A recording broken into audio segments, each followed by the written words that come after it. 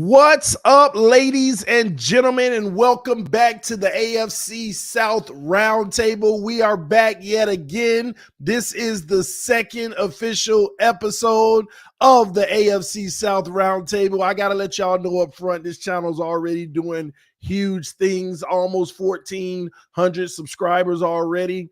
So many people watching the videos, over 10,000 views collectively so far. It's just crazy, man. But we got a great week lined up for you guys. Ladies and gentlemen, I'm not going to waste your time tonight. We're going to get down to the nitty gritty because some crazy things happened over the weekend. Let's go ahead and start out by introducing last place in the division, the Tennessee Titans. Are 4-7, but they're coming fresh off of a victory.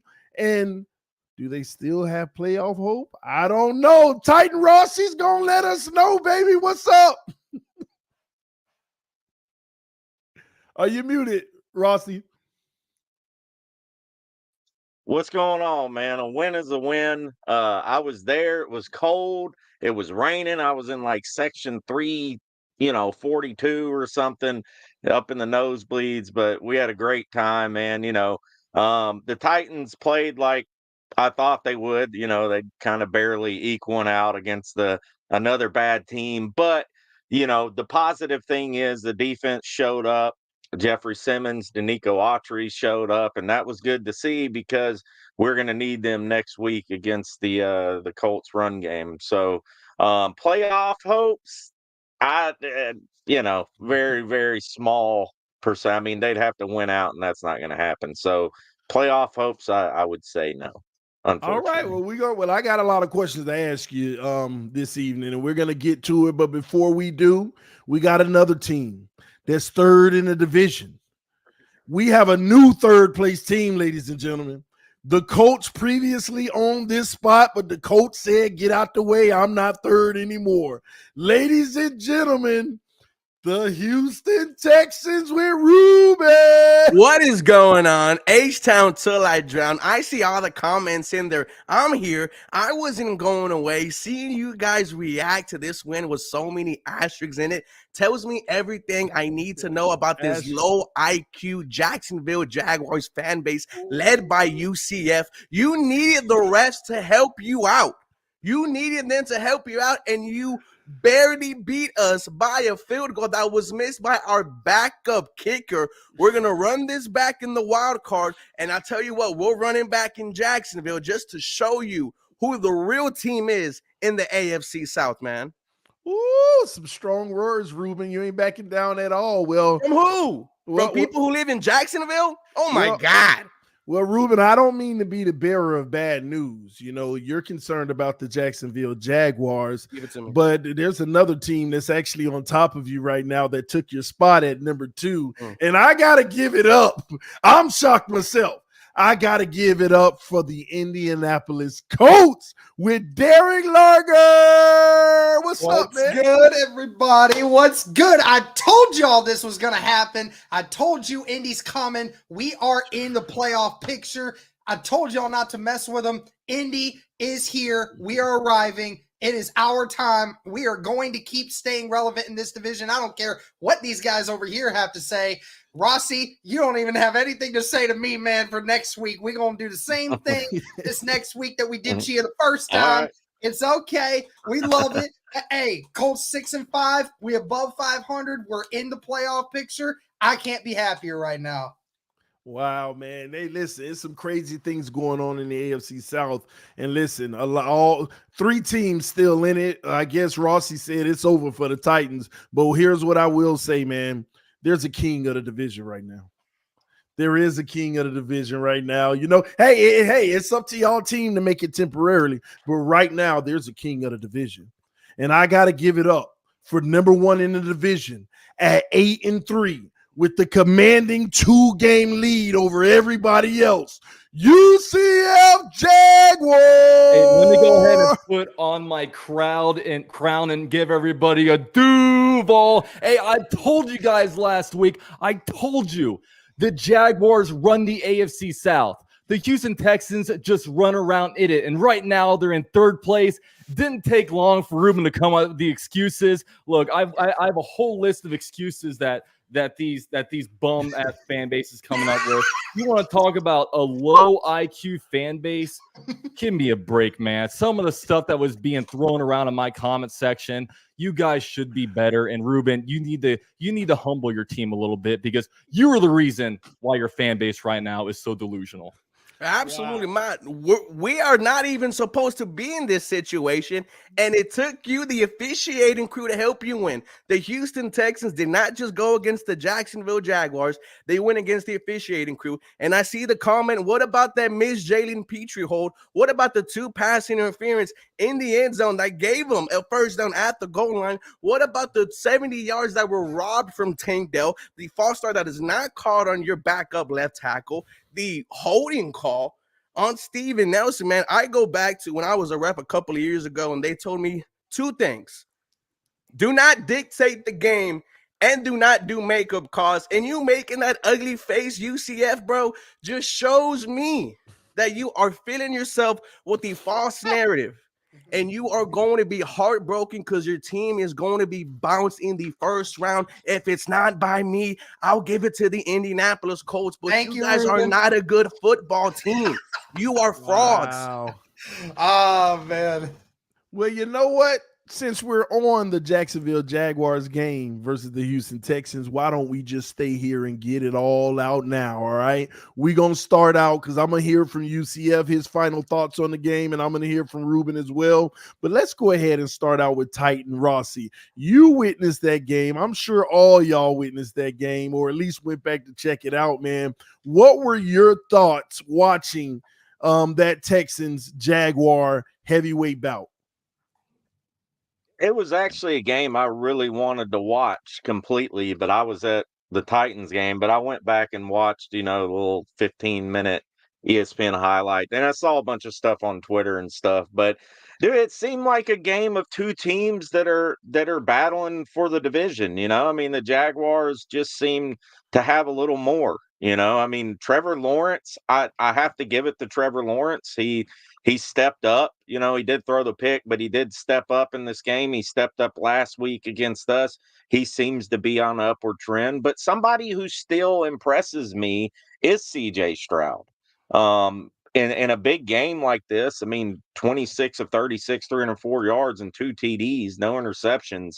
The way he stepped up, Houston's on the rise, man. There's no doubt about that. But I would say Jaguars have to have a hold of the division right now. I mean, they're 2 games up, so it would take kind of a collapse, or maybe not a collapse, but losing a couple games that they don't need to lose or something like that.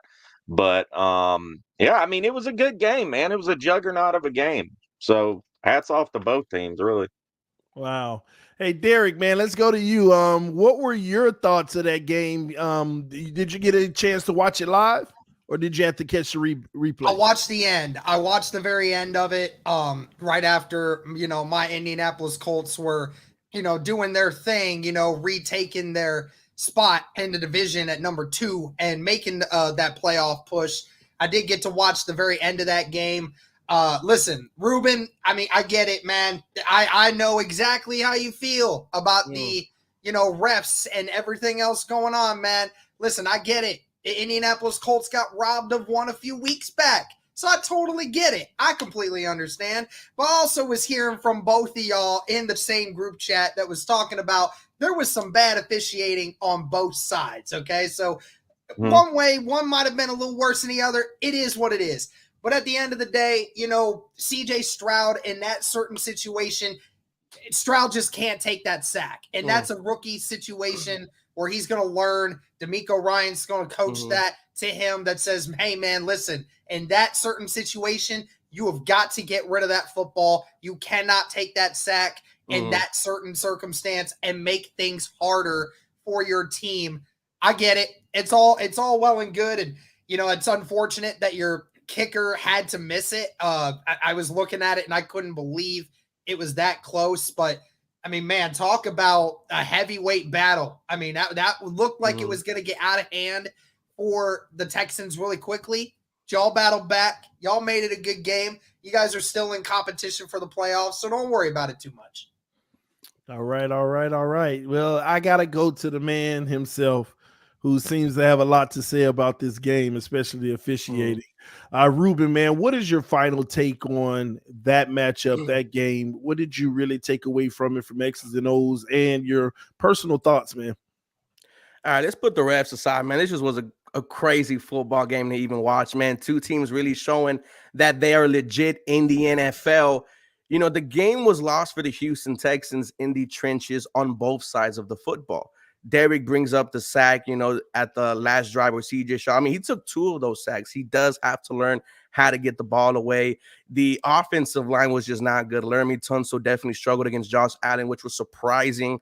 You know, if we go back all the way to week 3, there was no Tunsil, there was no Titus Howard, there was no Juice Scruggs, and we allowed 0 sacks. Flash forward to a couple of days ago, it was just not a good day for the O-line. Switching to the defensive line, no pressure on Trevor Lawrence. All time in the world to throw back there and try to, you know, dissect the Houston Texans defense. But the trenches was definitely lost by the Houston Texans, but we kept on fighting and we almost came back. And if I do have Kaimi Fairbairn, who has been having a fantastic season right before he went out, maybe this game is different.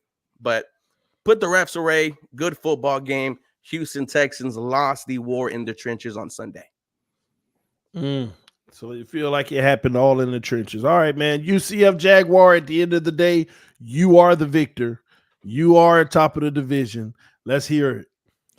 Hey, man, I just want to first off and say, like, I really do have a ton of respect for CJ Stroud and just the Texans organization. Look, the D'Amico Ryans has that team playing for him. They have been playing really good football. And look, if CJ Stroud doesn't win Offensive Player of the or Offensive Rookie of the Year, then that award needs to be thrown out.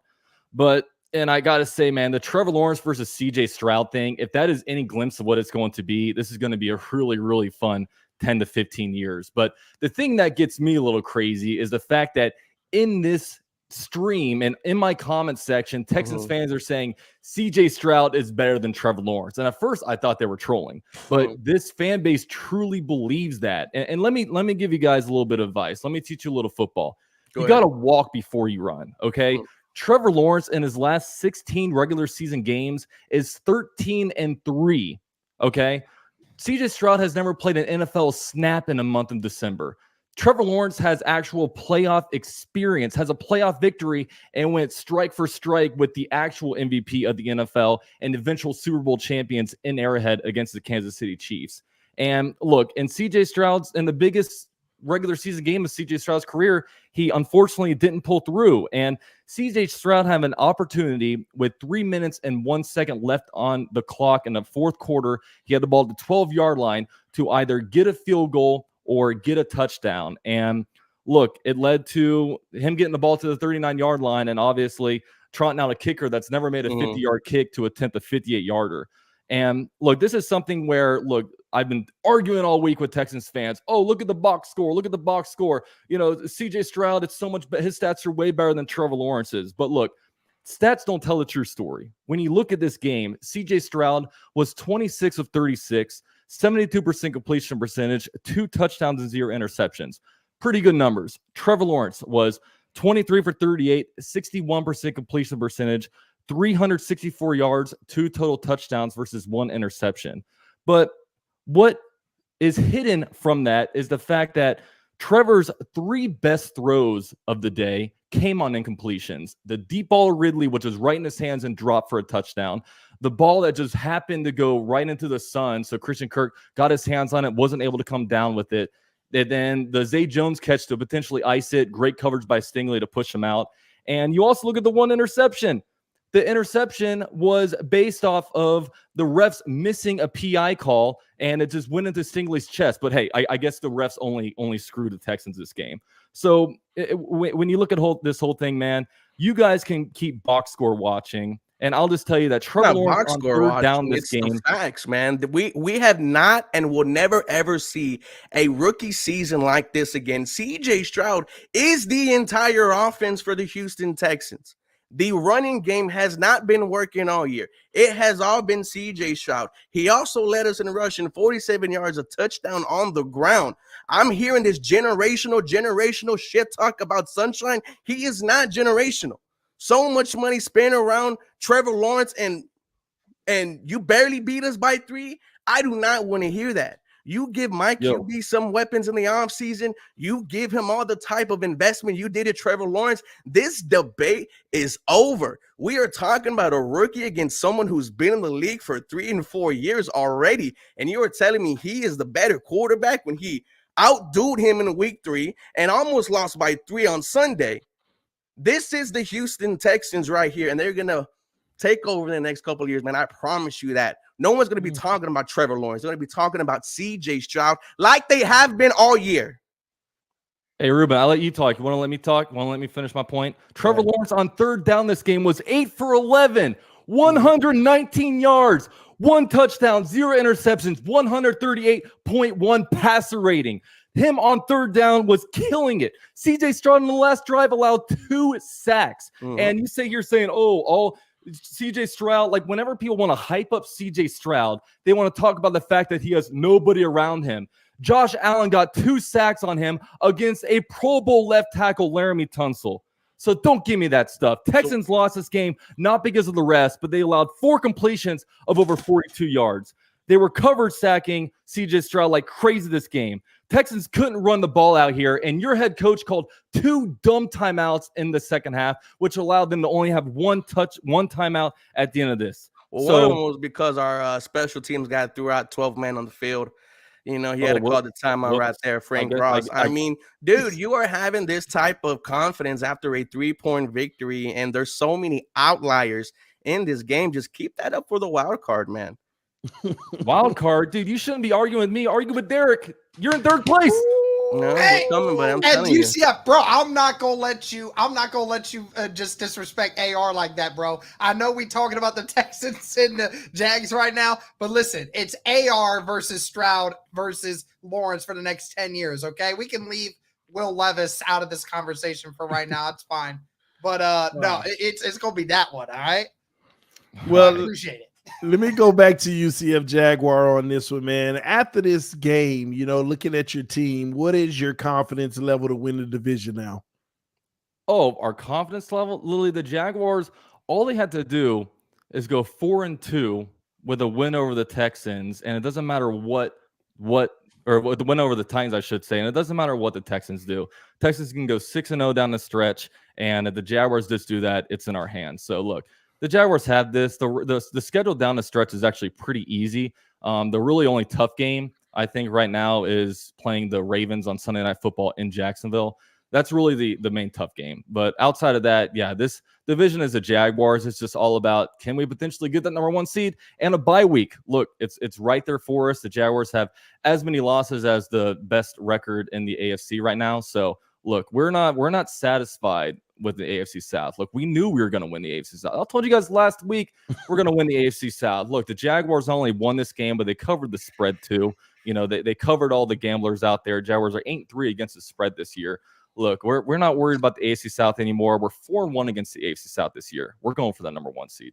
Wow, number 1 over Baltimore, over Miami, over the Chiefs. That's interesting. Just ignoring Cleveland as if Cleveland doesn't stand a chance against them. I was actually just going to ask UCF Jaguar about the Browns. You're not worried about that defense at all? I'm worried about the defense. I'm not worried about their offense. They ain't putting up any points. All right. Well, I mean, listen, in retrospect, if the Indianapolis Colts could put up 38 points against the Cleveland defense, then, I mean, I think the Jags can probably do the same thing. With the way the Jaguars offense is going right now, with finally Trevor Lawrence and Calvin Ridley getting that connection, and, you know, Christian Kirk put up 80-plus yards last game, the Jaguars offense, ever since getting smoked by the 49ers, they've been showing up. And right now, the best teams in the NFL play their best football in November and December. That's what's happening with the Jaguars right now, man. We're just getting started. Wow, man. But I will say that was an amazing game. And for some reason, I feel like the rematch might just happen. But we'll see if the Colts have something to say about that. But speaking of the Colts, ladies and gentlemen, let's move forward to another good game versus the Indianapolis Colts and the Tampa Bay Buccaneers. The Colts got another victory that landed them in the playoff. Like, I'm literally saying this. If the playoffs started today, the Colts are in a playoff game. Wow, man. I want to start off with Ruben on this one. What is your thoughts of that one and the Colts chances with the playoffs? Well, man, it stings, right? It's like we kind of forgot about the Colts, and then we go back and look at the record and see that they're right there behind us, man. Kind of, the Colts have been a thorn in our side all the way back to Peyton Manning, man. The Houston Texans had some rough, games against him, but it's, it just goes to show how good this division is and is going to be. I mean, in regard to them against the Tampa Bay Buccaneers, I mean, a gritty game, a game of, full of emotions. The Tampa Bay Buccaneers definitely gave them, some troubles. Mike Evans, I want him in Houston next year. But overall, the Colts prevailed, a gritty win. They're not going anywhere, man. Has us a little bit nervous here in Houston, man. We keep on looking at the standings. When we saw that they were 2, they were 3, felt like a little knife in the heart. Very interesting. Titan Rossi, what were your thoughts on that game? I mean, the run game has been impressive for Indianapolis. I don't know. The question is for them is that quarterback with Minshew. Is he going to be able to maintain this? Lead them to victories for the rest of the season. And with Jonathan Taylor being out. And, they do have the Titans at home, and the Titans are undefeated at home. They're 4-0 at home, and they're 0-7 on the road. So and y'all might think I'm crazy for saying this, but I really do think the Titans have a shot at beating them this Sunday. And I know we'll get into that later, but I do. I think, if we can stop them, stop their run game, it's a possibility. So. But it was a good game for them. Wow. At UCF Jaguar, your thoughts on that game? Yo, I mean, people overlook the Colts, man, but they're kind of fun and frisky. I mean, they put up 27 points last game, and look, I got to tell you, a lot of people like to talk about like Doug Peterson and D'Amico Ryans, but man, Shane Steichen might be a pretty good head coach out there. I mean, he has those guys playing some ball. It's unfortunate Jonathan Taylor got hurt because he was looking like he was coming back into his pre whatever drama injury form that he was having. But he was good. Like Gardner Minshew, he can be frustrating at times, like I said, but he can also win some football games, and that's exactly kind of what happened there. I still do worry a little bit about just Gus Bradley and like the defense that they kind of run out there. But look, they find ways to win these games, and that could be dangerous down the stretch. That could be dangerous. And man, that the game against next week against Tennessee is going to be fun. And then look, that week 18 game could very well be for a wild card spot when they play against Houston. That should be a ton of fun to monitor. Very interesting. And I was looking at it that way as well. But Derek, you are the man of the hour. Tell us about them Colts getting in the playoff picture. Man, I couldn't believe it, man. I was so happy when we finally saw that. It only took the Eagles pulling off the win against the Bills in order to secure that for us to be able to do it. And also shout out to you, UCF, again, for your Jags doing your thing. That helped us out first and foremost. Yeah, I mean, Indy just pulls together wins, man. And these games exactly show you why Shane Steichen should be the front runner for Coach of the Year. You're at this situation where Indianapolis has had a backup quarterback for the majority of the year and will continue to have that backup quarterback for the majority of the year. You had a second running back leading the way, who, by the way, anyone who doesn't know, Zach Moss is still a top 20 rusher in the entire NFL and has been backseating to Jonathan Taylor since week 7. Like literally for 5 weeks, the guy is getting an average of like 4 or 5 touches a game and is still being in the top 20 rushers of the entire NFL. I mean, Zach Moss had the second most rushing yards of any running back in the entire NFL before Jonathan Taylor got there. You had this whole situation with Jonathan Taylor. You have all this stuff going on, but you just see Indy operating at a great level. The Minshew, they were able to find a good game plan against Tampa Bay in which they were able to do a lot of no huddle, which sped things up for Tampa Bay, and they weren't ready for it. And then you were able to run the ball efficiently. Even without your all-pro center, Ryan Kelly, you were still dominating the trenches, both offensively and defensively, for the Indianapolis Colts in this game against Tampa. You also, by the way, 6 sacks against Tampa Bay. 6 sacks. That is 15 sacks in the last 3 games for the Indianapolis Colts. We are 6th in the NFL in total sacks. This defense is still sneaky good. I know that Gus Bradley is the biggest issue with them because the scheme we run is trash.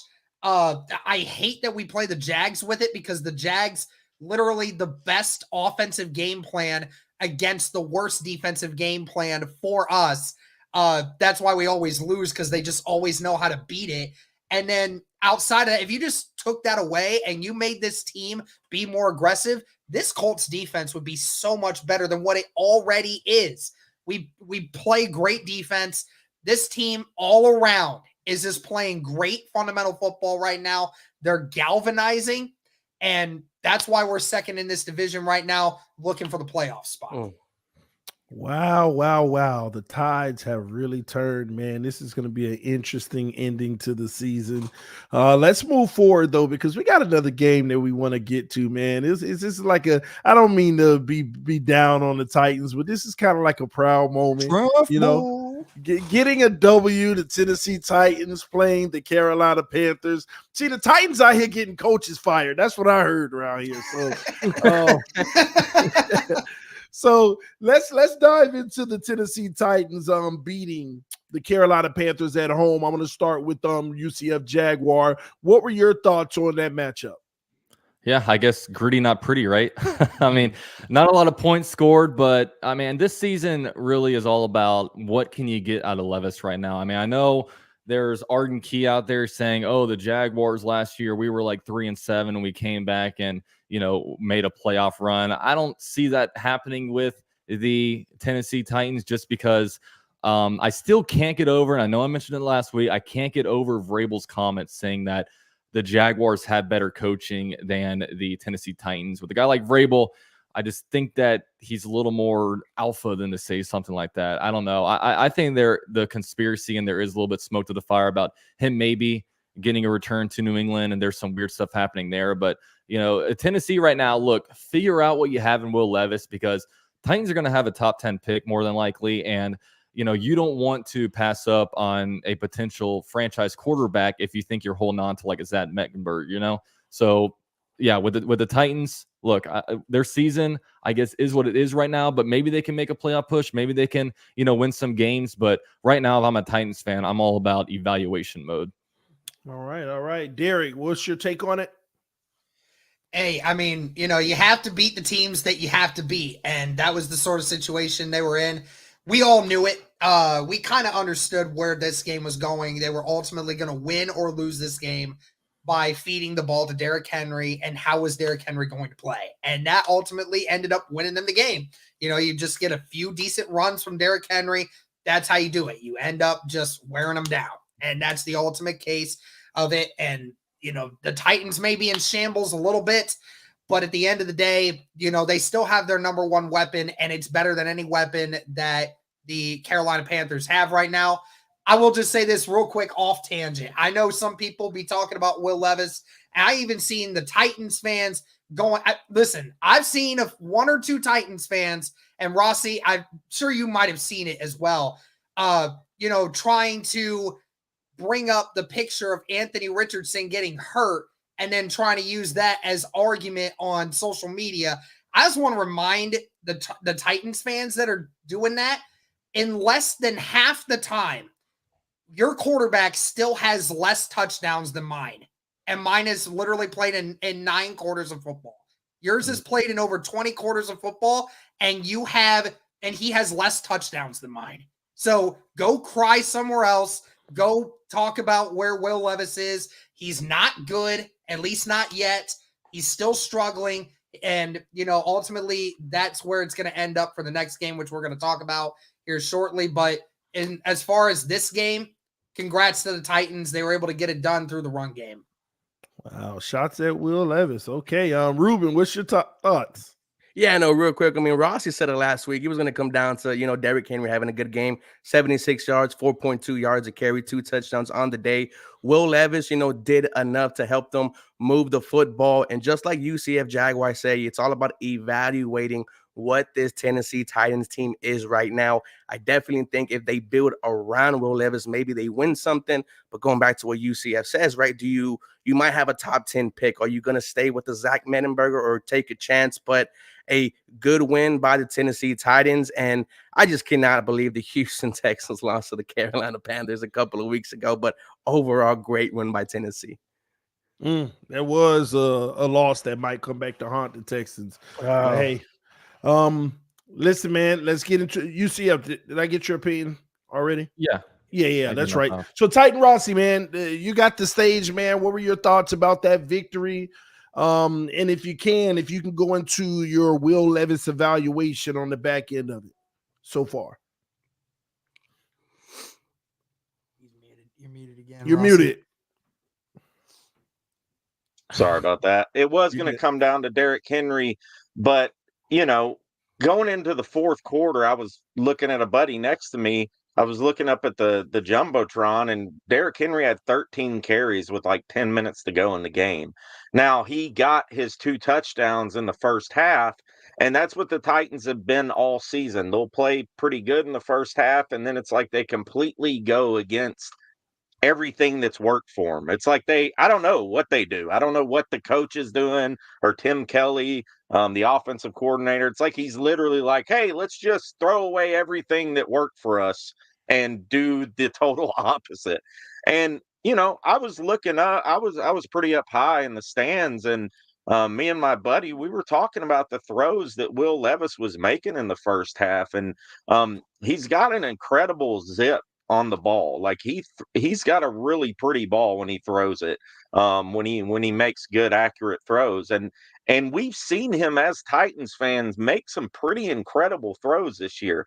Now, to your point, Derek, about Anthony Richardson versus Levis and all that stuff, and I know what people say on Twitter. I don't read into half of that, but I will say that the Colts offensive line is leaps and bounds ahead of the Titans offensive line. The Titans offensive line, if you look at their PFF rankings, everything, the sacks they've got, I don't know if they've given up the most sacks, but they have to be the worst offensive line in the league. If not, okay, Carolina's the worst. I saw that this Sunday.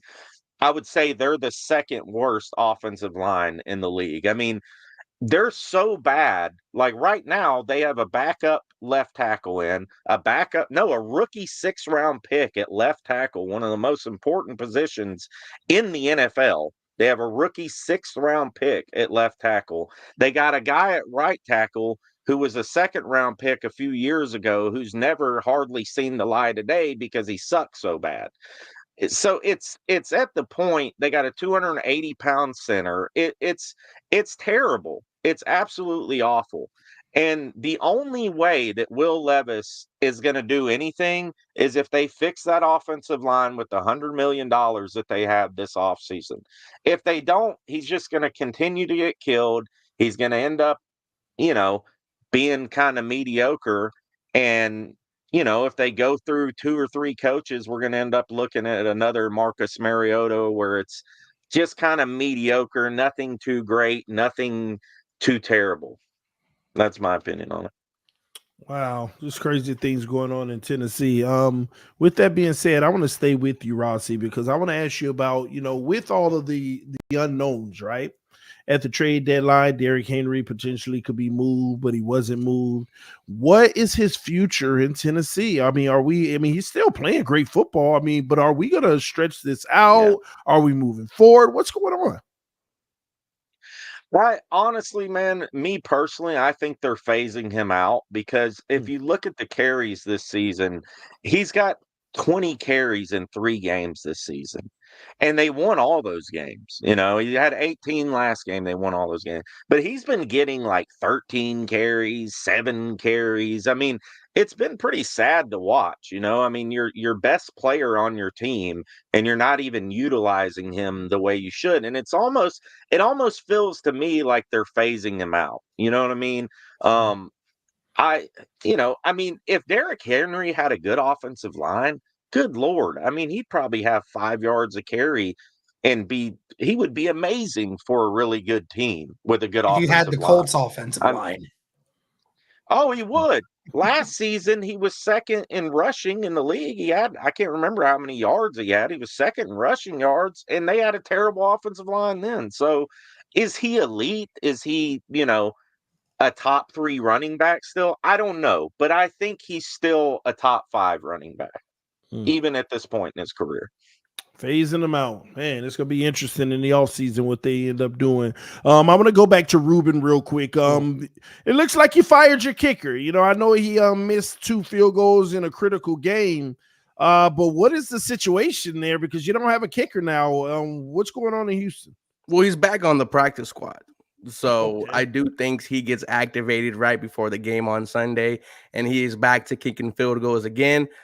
This potentially will be his last week. We have our starting kicker, Kaimi Fairbairn, potentially coming back next week. But, Matt Amendola, a lot of people were mad at him, missing the 2 field goals. You had some people calling for his job on Twitter, on the radio. And it's just, to miss it off of Dork is crazy. But Matt Amendola, still on the Houston Texans. I think he will be there on Sunday on the practice squad currently. I know the transaction that the team made, they released him to pick up Derek Barnett from a roster standpoint. But speaking of Derek Barnett, defensive end from the Eagles cleared waivers. I know a few other teams, Miami Dolphins put a waiver in for him, but you all had the priority. Man, what is he going to bring to the table, and how is he going to impact the team moving forward? Right now we don't know. Did he really play? Hasn't really played a lot this year, but as we saw against Jacksonville, just no pressure on quarterback Trevor Lawrence. So hopefully he comes in, give him about a couple of weeks to, get comfortable with this DeMeco Ryan scheme, with this D-line, and hopefully we do see him in a rotation because our veterans outside of, our 2 starting guys, Will Anderson, Jonathan Grenard, is old man Jerry Hughes. So it is good to add, Derek Barnett to this roster, a guy who's been in the playoffs, big play in the Super Bowl. You can never have too much veteran presence on your team. Got it. And Derek Larger, man, the Colts over there, man, JT hurt. We already talked about that, but it's up in the air on the thumb surgery, missing multiple weeks. Have you heard anything out of Indianapolis about more of a solid timeline? One of our Colts local reporters stated that there's optimism that they could have him back within 2 to 3 weeks. And it's crazy too, because he played up until the very end of that game. He was the guy who ran the football on the very last play of the game and never got touched. So he played through that game with a bad thumb. I saw the thumb was wrapped up earlier in the game, but I mean, he still played through the entirety of the game, had 15 carries for over 90 yards and 2 touchdowns. So the guy was, balling all game, even with a bad thumb. I don't know how that would have happened.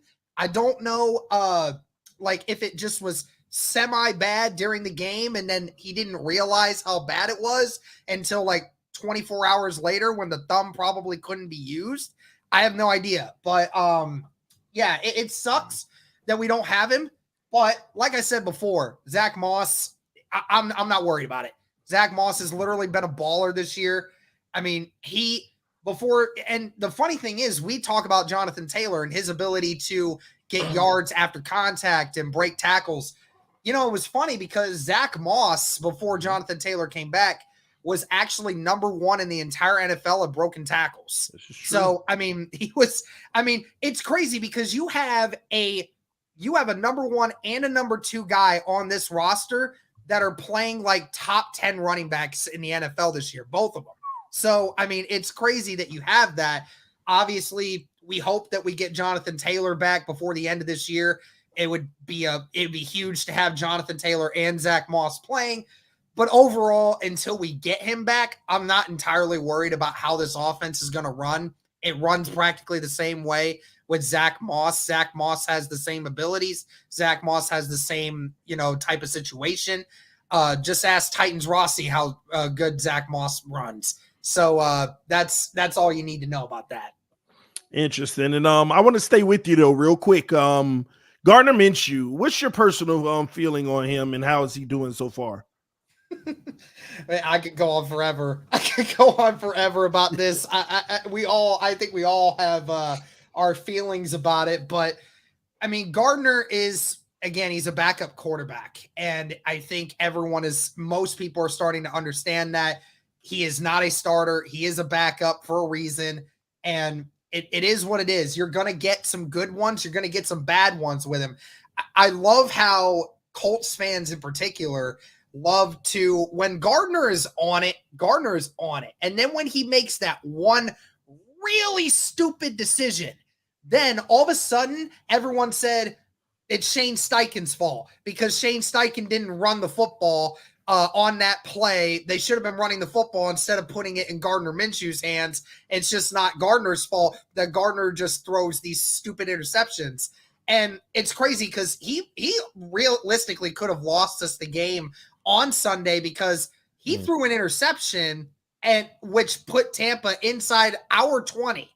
And then we punted the next drive because we went 3 and out. And then the next drive after threw an interception, but Alec Pierce knocked the ball out of the defender's hands before he was able to control it. So, I mean, he almost had 2 interceptions on near back-to-back drives because of just not being able to see things and, threw it right to the safety. So, again, we've had our feelings about Gardner Minshew on the podcast going back and forth all the time. We love Gardner Minshew, the person and the player, because he has that spunk. He has that hype. He's a guy that the guys love playing for him because he just has that energy. You have that, and you just know when you're a leader of men, you can just see it around everyone else. Even when he makes mistakes, the team does not suffer. They don't wander. But at the same time, he's just got to learn to not, shoot himself in the foot. I got it. And I think that he's going to be an important piece if you're going to really make a playoff run. I want to go to Jacksonville with the Jaguars down in Florida real quick. I mean, this is tough. You all received the tough blow with Cam Robinson, knee, IR. I guess the positive news from it is 3 to 6 weeks, just in time for a potential late season playoff run. But I got to give you all some kudos before I get your take on this, because this is why that trade for Ezra Cleveland was even more important, man. What are your thoughts about this overall? Yeah, what's funny is the Cam Robinson this season, he started off on a 4-game suspension due to, PED use. And, the Jaguars in 2021 drafted Walker Little, left tackle, in the 2nd round. And, Walker Little was the guy that was playing left tackle, while he was out. And that's his natural position. And then once Cam Robinson came back, look, Walker Little has been playing kind of around the Jaguars line a lot. He's been a right tackle. He's been a left guard. They've been kind of using him a lot of different places. But Cam Robinson, his whole entire life, NFL, college, I think even high school, he's never played anything outside of left tackle. But you want to get your best 5 on a field, right? So they move Walker Little to left guard, and Cam Robinson was left tackle. But the funny thing is when Cam Robinson goes down, Walker Little might be the better left tackle. And then Ezra Cleveland is definitely the better left guard. Ezra Cleveland has played some really, really good football, at that left guard position. And honestly, you saw the offensive line get better after that happened. No disrespect to Cam Robinson or anything, but right now the Jaguars offensive line might be better with Walker Little at left tackle and with Ezra Cleveland at left guard, and that might not even be a debate. The interesting thing is, if everybody stays healthy, and when the Jaguars are in the playoffs, if Cam Robinson comes back healthy, is he starting or is he on the bench? I mean, I would say more than likely, if you haven't played in 6 games, you might have a little bit of rust. So there's a very good chance that Cam Robinson, when he comes back for the playoffs, might not even be a starter, and that will be interesting to monitor going forward. Man, that's interesting. Well, you just made me have to ask you a more serious question. Is his future in Jacksonville potentially over? Well, when you look at his contract, you know how these contracts go nowadays where, they sign like a 4-year deal, but it's heavily loaded in the first couple, years where like, year 3 and year 4, you either restructure or you do or you like cut them. More than likely, Cam Robinson has a massive like cap hit next year. But if you cut him, you free up a lot of that. There's not a lot of dead cap next year. So more than likely, you would want to go with the younger guy, Walker Little, the 3rd-year guy. More than likely, you want him to be the future left tackle, especially when you look at Cam Robinson.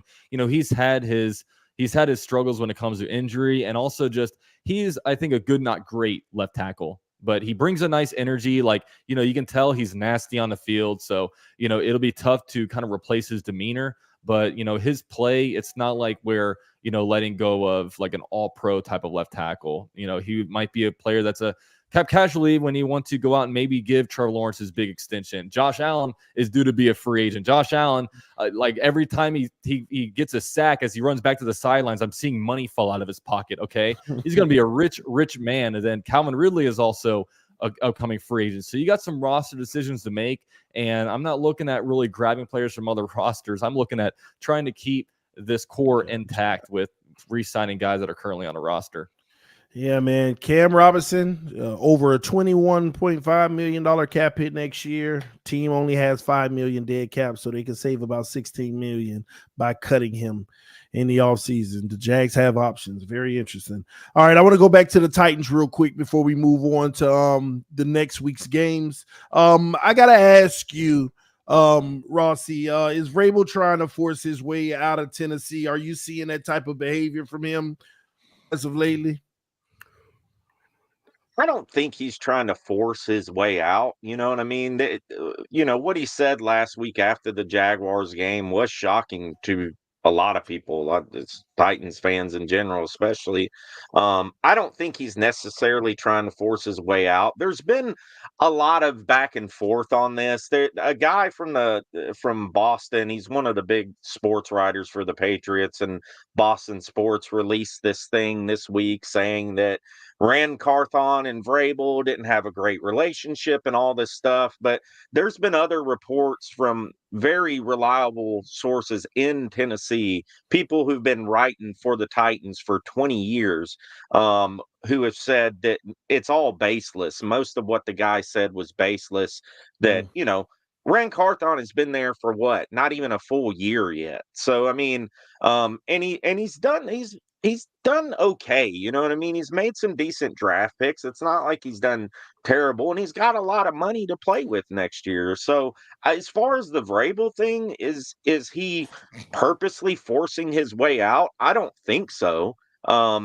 Now, if the Patriots come with a big enough contract or an enticing enough offer, it would be hard for him not to go to New England. I mean, he played there for years. He's kind of got that. I don't know exactly where Vrabel is from, what actual city, if he's from up there. He seems like he is, but or from that area, but it seems like a perfect fit. Personally, I don't want him to go. I want to see what he can do with the money that they got, and kind of give it one more season with them and see what happens. And to end it, Amy Adams, there's been reports come out that Amy Adams does not want Mike Vrabel gone. She thinks he's the coach of the future. So I think, she's going to try and keep him there. Now we'll see what happens. Got it. Had to ask. It just seems like a conversation that just won't die down in Tennessee, so hey, we'll see. Time always tells, ladies and gentlemen. All right. Well, thank you all so much for tuning into the recaps from last week. We're about to get into the previews of next week coming up. But before we do, we want you to know about our sponsor, Sleeper, ladies and gentlemen. Make sure that you check out Sleeper. Download the app. Get Sleeper on your phone, minimum $10 deposit. And now you can use your promo code AFC South. All right. Promo code AFC South. Download the Sleeper app. They will match your first deposit. Minimum deposit is only $10, ladies and gentlemen. Tomorrow, they will load all of the week's games. They put Thursday's game up early because they want to make sure people have an opportunity to get their fantasy parlays in. But I'm going to ask you guys for some help on this Thursday night football. And I think it's perfect this way. There's no bias. And maybe we can finally pick them all right. We shall see. But I want to start out with the Seattle and Dallas Cowboys game. I want to go with UCF Jaguar on this because he's the top of the division. I want to ask you about Dak Prescott versus the Seattle Seahawks. Do you see him getting over 2 touchdowns in this game? Yeah, I'd say at least 2 touchdowns this one. I mean, Seattle, I think they're kind of I think they're susceptible to that. And look, the Cowboys, they're kind of in their hot streak right now. They get good at this time. Of course they die down when January comes around, but yeah, they're a fun offense. They like to throw the ball around. I would say higher on that one. Nice. Let's move over to Derek real quick. I want to get your thoughts on Geno Smith. He's also at 2 touchdowns in this game. Do you see that happening, given the fact that Geno Smith has, in the last 5 weeks, only threw 2 touchdowns twice? That's a tough one, man. I mean, at the end of the day, it's going to be tough because I don't know if with this Dallas defense, you can exploit them, but at the same time, it's one of those situations. They play aggressive. So I would say yes. I say yes, he can get 2 touchdowns in this game. I think that's about as much as he's going to get. You might see a pick 6 in there too. I wish that counted because then this would make my job a lot easier. But yeah, I think they'll get a couple of touchdowns on Dallas's defense, but it ain't going to be pretty for them. Oh, would you take an interception by Geno Smith over 2 touchdowns? I would definitely take the chance on an interception. I don't think there's any way that Geno doesn't throw an interception. All right, good switch right there. Let's go to Ruben real quick. I like what Tank Dell's been doing. So let me get your advice on the wide receiver position. CeeDee Lamb, do you think he gets over 7 catches or over 85 yards? I'm gonna go ahead and go under on the catches here. You know me, I really don't like betting for the Dallas Cowboys, but they have been on fire. They just destroyed the Washington Commanders on Thursday Night Football. I will go less here on the receivings. Well, he's had 5 games. The last 2, he has been under that total. Nice call. All right, let's go Tony Pollard since, Titan Rossi knows a little bit about running backs. No disrespect, Derek. But what's your thoughts on Tony Pollard in this game? Does he find himself in the end zone at least once? He only has 4 TDs on the whole season, so I'm going to say yeah. Okay. I think he'll get a touchdown in this game. I'll go with that. You're riding a trend. The last 5 weeks, the last 2, he scored a touchdown, so that's interesting. All right, so I'm gonna do a simple one right here. Let me see here. I'm gonna pick one myself. I'm gonna go Cook over 40.5 yards, and I'm also gonna go Seattle's kicker to go over on his fantasy points. Dallas defense is pretty good. All right, so a 6-legger right here on a $5 bet would win $134.40. That's simple. It's been put in. If we win, we will do a giveaway right here on the AFC South. So hopefully we won for you guys, and we'll do a giveaway next week for one lucky participant to get it all. All right. So download Sleeper. Supporting the sponsor is supporting the channel. Use code AFC South. The link is in the description of the video, and it is also pinned at the top of the chat. Thank you all so much. Again, Sleeper. Download, get in the game. It supports the channel. All right. Now let's get into the big part of the week, ladies and gentlemen. we got to get into these games coming up because we got some playoff contention here. Every game matters now. I want to go ahead and start off with the Houston Texans coming off of a devastating loss to the Jacksonville Jaguars. But you know what? You got a chance to bounce back and redeem yourself. Unfortunately, you'll be playing one of the hottest teams in the NFL right now in the Denver Broncos, all right? Let's start out with UCF Jaguar himself. What is your thoughts on this game, and what do you think is going to happen with your score prediction?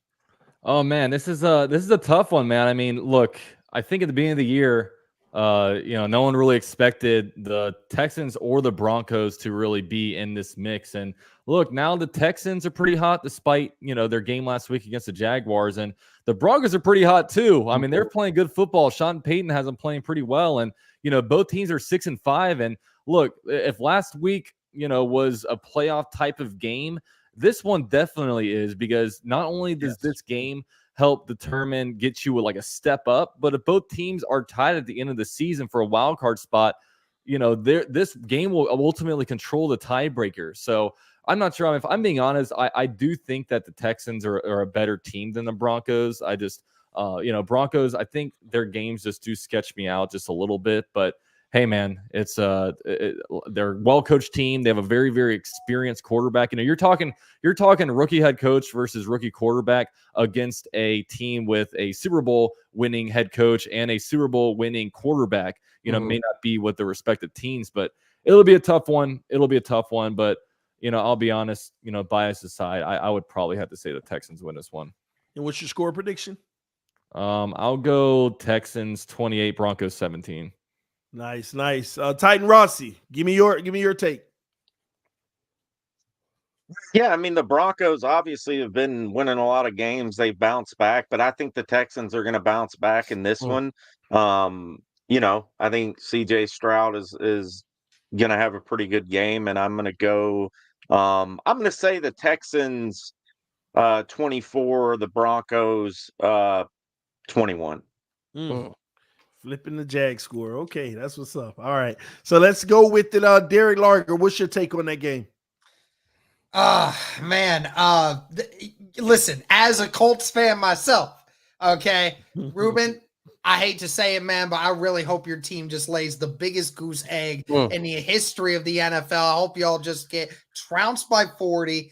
I hope y'all lose so bad. But at the end of the day, I really can't sit here and say that I truly have a ton of confidence in Denver. I know they've been stringing together wins. I get that. And probably their most impressive one has just been the Browns, who they just beat. No, but Chiefs. at the same time, Browns, only 9 points. Browns don't even have a quarterback. They are so dismantled offensively. The thing is, the Broncos haven't really faced an elite offense right now. I know that there's the Bills and the Chiefs, but the Chiefs have had their issues this year, and so have the Bills. So, I mean, they've been facing these teams that haven't had a lot of offensive firepower. You're at home still. You're looking to bounce back. And one thing CJ Stroud doesn't like doing is losing. I have a good feeling that he's going to be in that film room studying everything. I think they're going to come back. I think they're going to get it. I'll go 24-17 Texans here. 24 seems like a magical number. All right, Ruben, give us your take, man. Yeah, no, another tough game, like you guys all mentioned, on a 5-game winning streak reminds me of when we walked into Joe Burrow Stadium and took one away from him when they were on a 4-game winning streak. I think this is going to be another close game. The Houston Texans haven't lost back-to-back games since week 1 or 2. CJ Stroud definitely looked frustrated towards the end of the game when he got the ball taken out of his hands. I think this might be a bounce-back game for the Houston Texans. A blowout, I do not think so. I think it might be the same score as what we just saw on Sunday, 24-21 Houston Texans. We've been playing close games all year, and this is a must-win. If you want to talk playoffs, if you want to talk about shocking the world, you have to win this game on Sunday against the red-hot Denver Broncos. Wow, that's going to be a matchup I'm definitely going to be watching. Playoff implications are huge for both teams in this one. And this is also a conference game. And the only reason that you're behind the Colts right now is because they have one more conference win and one more division win because you haven't played your conference game yet. But the Colts still have one too. So we'll see. All right. Let's move over to the Jacksonville Jaguars versus the Cincinnati Bengals at home in Duval. Hey, everybody else say it. Come on. I No? don't think you're Okay, gonna get that's that fine. from these guys. I want to start out with Titan Rossi, man. What's your take on that Jaguars Bengals matchup? Well, obviously, Burrow's hurt. Browning's the guy right now. They haven't been playing too well, and I think that it's in Jacksonville too. So I think Jacksonville's going to get them pretty good. I'm gonna say Jacksonville 20. We'll say 28-17. 28-17. Good win. All right. What about you, Derek? Yeah, I mean, it's just there's no hope for Cincinnati at this point. They're just trying to ruin someone else's chances to make the playoffs at this point, but it ain't gonna be the Jaguars. We saw last week they couldn't run the football, they couldn't pass the football. There's just one thing. There's one thing that the Jags are always sneaky good at, and that's stopping the run. They're not going to be able to feed their best weapon and mix him behind that backfield. And of course, with Burrow being gone, you're not going to be able to get it to the best guys on the field. And that defense for Cincinnati has just been trashed this year. I'm going to say 34-17 Jags in this game. Nice win. Okay. Ruben, your take? Yeah, I haven't been a dominant win by Jacksonville too. I mean, no Joe Burrow. What chances do you really have? They're trying to put all the workload on Joe Mixon. Do not think that is going to work. Kind of think Jacksonville does go on a little bit of the run here, man. And it's going to be a tough game for the Cincinnati Bengals. Wow. And talk to us, UCF Jaguar. What do you got in this one? Yeah, I mean, this one, man, what it could have been Joe Burrow versus Trevor Lawrence, a couple of the best quarterbacks in the AFC South on Monday Night Football. And look, I know Monday Night Football is just another thing for everybody else. Look, the Jaguars haven't had a Monday Night Football game, and get this, 12 years. 12 years it's been since the Jaguars had a Monday Night Football game. And the Jaguars this game are 9.5-point favorites on BetUS. So it's man, I think the Jaguars do win. I mean, I think the Jaguars win 28-7. I just don't see. Look, their offense doesn't get much going. The Jaguars have a pretty good defense, and Trevor Lawrence and the Jaguars offense just getting good at the right time. And it's unfortunate because last time the Jaguars played Cincinnati, it was actually a pretty close game, and then Urban Meyer decided to stay at home and do whatever I don't know what I can say on this channel, but he was doing having some fun up there in Cincinnati, with a certain blonde girl. So yeah, the Jaguars are going to dominate this one, I think. And now I'm getting a little scared now that everyone's predicting blowouts, but I think it's justified in this matchup. Wow, it looks like Jacksonville across the board, but you never know. We shall see. All right, let's move on to the divisional head-to-head matchup of the week. We had a little bit of trash talking earlier, so we're going to see what's going to happen in this. So we got the Indianapolis Colts, okay, versus the Tennessee Titans, and the Titans are at home. And you know how division games go. It seems like even if you got a favorite dominant team, it really doesn't matter. I mean, when you look at the Lions versus Green Bay last week on Thanksgiving, it flipped everybody's parlays and everything upside down. So I'm just curious, do you all see something like that happening? I want to start with Ruben. What is your take on that matchup? Well, obviously, as a Houston Texans fan, I'm going to go ahead and say I need the Indianapolis Colts to beat Tennessee. And you know what's going to be crazy? Actually, no, I need Tennessee to go ahead and beat the Indianapolis Colts, man, because they are 2 in the division. But I do think it is going to be a win by Indianapolis, right? Putting all bias aside, I think it is going to be hard for Will Levis to move the ball against this Indianapolis Colts defense. I have a new favorite linebacker, Zaire Franklin. He is absolutely tearing it up. I think the Colts do win this game, and this race for second place or wild card gets a little bit much harder. Wow. UCF Jaguar. Well, hold on, Ruben. What's your score prediction? Let me go ahead and go 21-17 Indianapolis Colts. So the Titans lose. Okay, UCF Jaguar. Yeah, I think going forward, it's going to be really tough for me to pick Tennessee just to win any game, just because, man, the offensive line just stinks. And it's unfortunate because one of my favorite things to see every year is I do like seeing rookie quarterbacks play, especially rookie quarterbacks in the AFC South. And right now, obviously, with Anthony Richardson gone for the year, that kind of stinks. Would have liked to see what he would have been doing right now. I mean, who knows? They're only 2 games back behind the Jaguars. Maybe they could have helped him do something. And then, obviously we see CJ Stroud doing his thing. But yeah, with Will Levis and that offensive line, it's just tough to predict them to do anything, especially with the Colts have a pretty sneaky good defensive line. I mean, DeForest Buckner locking it down. So yeah, I'm going to say that the Colts do win it, but I'm going to say it's close. I'm going to say it's 17-10 is what I'm going to say. Ooh, 17-10. Well, first and foremost, let's get down to the head-to-head matchup. Titan Rossi versus Derek Lager. I'm going to start out with Titan Rossi. Give me your take on this game.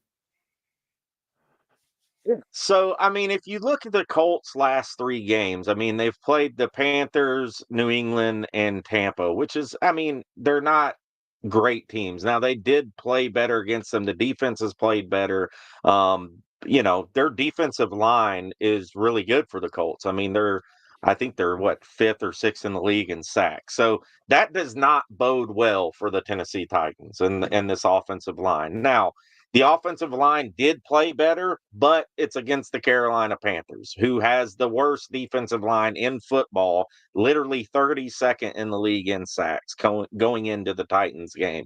So it's hard to really gauge if the Titans got better over the week. They put in Duncan, who did play pretty good at left tackle. Again, he's a 6th-round pick. If I'm the Colts, I'm like Friday Night Lights. I'm blitzing all night. I'm not taking my foot off the gas. I'm making Will Levis make plays. Now, Will Levis has made plays under pressure. He's made some pretty darn good throws under pressure, actually. But the first game, Zach Moss freaking mossed us. I mean, it was 151 yards. I was there watching it. It was this thing to watch as a Titans fan. We don't get run on like that. We don't, especially by Zach Moss, of all people. But the Colts' backup running backs always do well against us. It was Himes, it was Moss. It's always been a thing. But I will say this, and I'm going to say this, and I'm going to say book it 100% The Titans 4-0 at home, baby. The defensive line is playing well. They're only giving up 20 points a game. They're scoring 24 points a game at home. Now, I understand they only scored 17 last week, but I think the Titans are going to stop Zach Moss. I think he's going to get under 80 yards, and I think the Titans are going to somehow eke this one out. I think they're going to shock the AFC South world, and they're going to eke this out against the Colts. And I'm going to say the Titans 20 and the Colts 17. And it's going to go down to the wire. 20-17. 100% book it. Book it. All right. Derek, what's your thoughts on that one? All right, I let him talk. I'll let him talk. It's fine. Listen, I'm gonna just say this. I'm gonna say this right now, Rossi. 17 points you guys have scored in your the best game you have had since Will Levis's first start against the Falcons. You guys scored 17 points. That would be the second fewest points the Indianapolis Colts have scored all season. This team is not being held under 20 points in any game the rest of this year. The only one we did was when we had to go to Germany. That's the only thing. I don't care if your team is 4-0 in Nashville.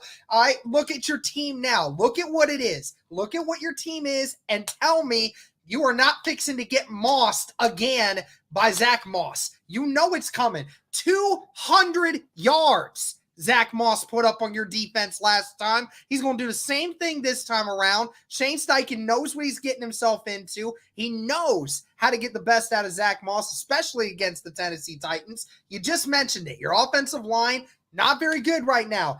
Indianapolis Colts over the last 3 games, averaging 5 sacks a game.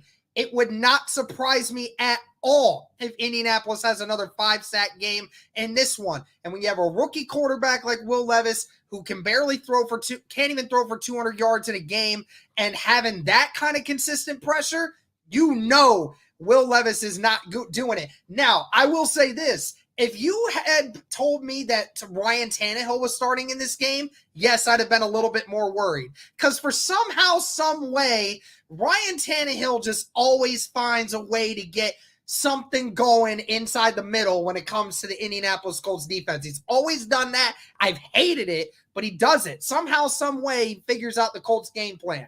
And I agree. It is a divisional game. It's probably going to be a lot closer than what I would personally think it would be.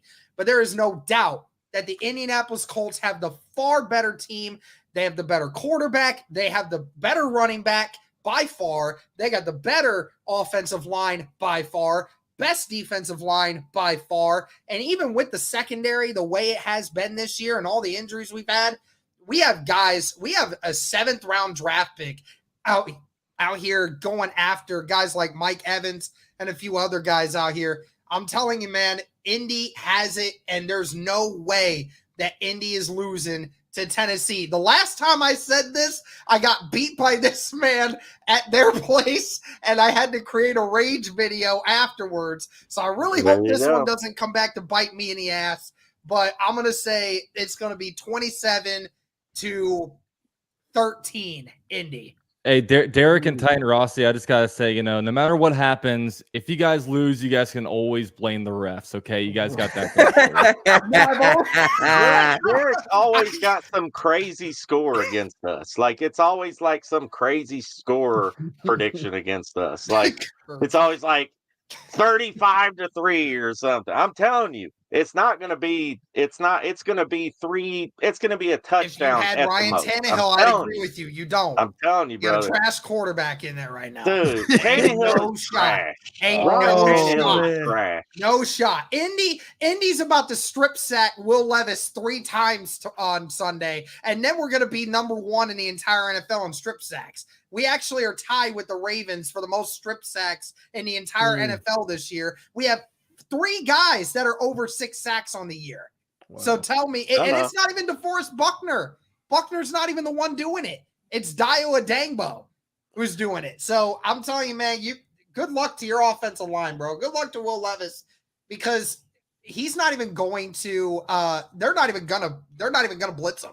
They're not even gonna blitz him. The Colts don't blitz. That's a commonality. We don't blitz, but we don't have to blitz right now because our defensive line is doing so well and taking care of trash-ass offensive lines like the one we're about to face on Sunday. So be ready.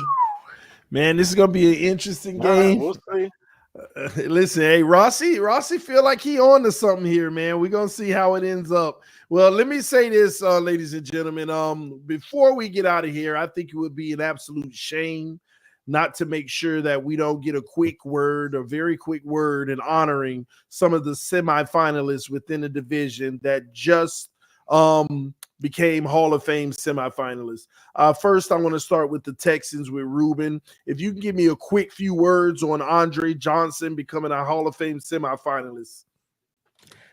I mean, the GOAT, right? The thing with Andre Johnson was if he was giving a good quarterback, how much would he have produced? I mean, He did great with Matt Schaub, with TJ Yates, Ryan Fitzpatrick. I mean, I could go on and on with the amount of quarterbacks that Andre Johnson had to catch passes from. But GOAT, my all-time favorite Houston Texans player. Shout out to number 80, man. And still being around, with the team. He had he said earlier, I think it was today or yesterday, that it's going to be that way till he's put in the ground. And so happy for Andre Johnson, man. I really hope he gets it. Nice, man. Also, we got another Hall of Fame semifinalist in the AFC South, Eddie George, Tennessee Titans. Rossi, your thoughts? Yeah, Eddie was a great running back. He was kind of like I don't know if he was as I guess he was probably as popular as Derrick Henry, especially at the time. He was the Super Bowl, took us to the Super Bowl that year, him and Steve. So yeah, I mean, I don't know if Eddie really does he deserve a Hall of Fame spot. I'm not sure. I hope he makes it just for his own, his own thing and everything. But I love Eddie George, man. He's one of the greats in Titans history. So, and Oilers too. Nice. Well, there you have it, ladies and gentlemen. Another episode of the AFC South is in the books. This is the second episode.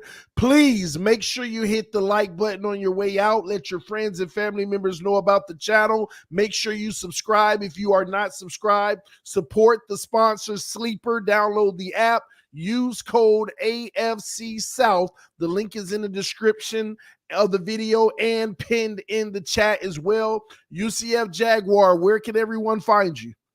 Yeah, man, you can find me right down in the description box below. I'm just UCF Jaguar on YouTube. If you're a Houston Texans fan, you know where to find me on Twitter. It's at UCF_Jaguar. After my clip got 1 million views around Houston. So Yes. good. I think more Houston people know me now than Jacksonville people, but it's all good. It's all good. But you can find me over there. Yeah, follow all these guys as well. Shout out to TD for the great moderation today, and looking forward to seeing you guys next week. Thank you, brother. Derek, where can everyone? Well, listen, everybody, you can find these gentlemen. Their socials are down in the description section. Derek, any last words? Yeah, you guys can follow me on Twitter, X, whatever the heck you want to call it, Derek_Larger. Hey, listen, Colts are here, man. I keep telling y'all want to keep sleeping on the Indianapolis Colts. That's fine. We're here. We ain't going anywhere. And I love it, man. Really glad to be doing this with these guys. Hey, real quick though, I gotta give proper due to the chat. You guys missed Fred Taylor is also in the running for the Hall of Fame and got announced. Oh, did I miss that? Yeah, you missed it. I gotta give homage to my boy Freddie T. I'm sorry, chat. I'm gonna make sure that's that on me, man. that we announce it here. But Fred Taylor is a semifinalist for the Hall of Fame. Any thoughts on that? I mean, look, he has great stats, and I know one thing that Fred Taylor will say on his podcast is that, look, back then, Jackson was a smart market team, and, he didn't get the Pro Bowl recognition that he deserved. But if you talk to people that played against Fred, they all know how great that he was. And, just his acceleration, his, how agile he was, and just what he did for the Jaguars in the late 90s and early 2000s. He is a special, special player. And, hopefully he gets his due and gets into the Hall of Fame. Well, I don't know how I missed that one. But, Ruben, any last thoughts? No, man, just happy to be here, man. Shout out to everyone in the chat who was roasting me. Makes me better at the end of the day. Get me on YouTube, 713 Houston Sportcast, Twitter at 713 HSP. Guys, y'all have a real blessed of y'all day. Awesome, man. And Titan Rossi, any last thoughts? Yeah, you can follow me on the Titan Upload Network. That's where you can find me and our channel. We post videos all week, every week. So follow us on there. And yeah, definitely, I'll reiterate what Ruben said. A big shout out to the chat and everybody who subscribed so far. You guys have been killing it. But, if you're a Titans fan, if you're not a Titans fan, come check out the network, man. We like all fans over there. So appreciate you guys. Love being on this show. And tighten up. Tighten up. All right, ladies and gentlemen. Once again, thank you so much for tuning in to the AFC South Roundtable. Listen, Roundtable Sports is the official host of the show, just so you know. So check out Roundtable Sports. Subscribe to all of the roundtables for every division. And you never know, NBA might be coming soon as well. So thank you to Roundtable Sports. Thank you to the AFC South Roundtable. Shout out to UCF Jaguar. Shout out to Derek Larger. Shout out to Ruben. And shout out to Titan Rossi and the network over there, man. We appreciate you guys. Until next time, we'll see you soon. Peace. We are out. Duval.